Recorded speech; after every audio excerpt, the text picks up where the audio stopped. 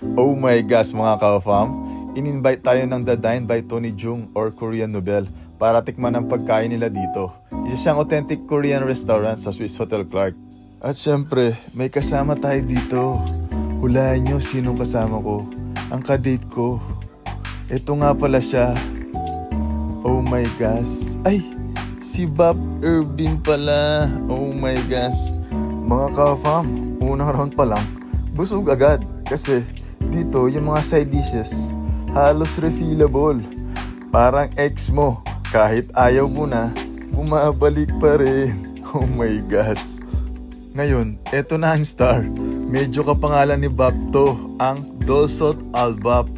Warm rice siya, topped with raw fish roe, thin slices of yellow pickled radish, julienne green onion, and chopped kimchi, served in a heated dulsot or stone pot grease with sesame oil and butter.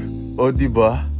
Kapangalan ni Bob. Oh my gosh. Detalyado naman ang rice ni Bob. Eto naman mga ka-fam, spicy tofu soup. Perfect siya sa mahilig sa manghang kasi literal na pampagising ng kaluluwa. Para kang kinurot sa puso ng crush mo. Oh my gosh, ramdam mo hanggang loob. At syempre, ang main event, ang pork neck with mozzarella cheese. Grabe mga ka-fam, may cheese pool pa. Ang lambot ng karne, juicy, tapos yung mozzarella, nagme-melt habang kumakain ka. Sabi nga nila, nakamarinate daw kaya super flavorful. Para lang karelasyon na inaalagaan ng matagal, kaya ang sarap. Oh my gosh, sana all inaalagaan. Mga ka-fam, oh, tingnan nyo naman. Enjoy na enjoy kami ni Bob Irvin. Parang wala nang bukas. Kapag ganito kasarap yung pagkain, kahit wala nang salita, sold na kami. Oh my gosh, ang sarap. Akala nyo tapos na?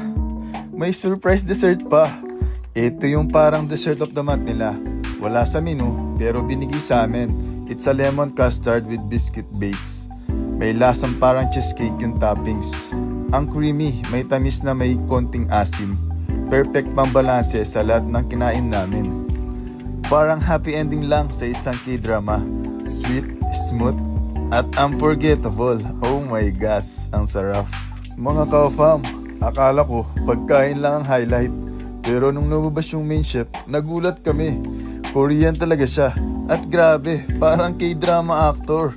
Kaya pala authentic ang lasa kasi pati chef mukhang leading man sa K-drama.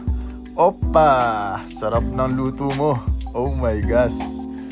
Kaya kung mahilig ka sa Korean food at gusto mong maranasan ng tunay na authentic Korean dining experience, punta ka lang dito sa The Dine by Tony Jung sa Swiss Hotel Clark. Side dish pa lang, sulit na. Main dish, cheesy pa. At dessert, surprise! Winner! Oh my gosh. Busog na busog, pero babalik pa ulit kami ni Bob. Try nyo na. Authentic sa sarap talaga.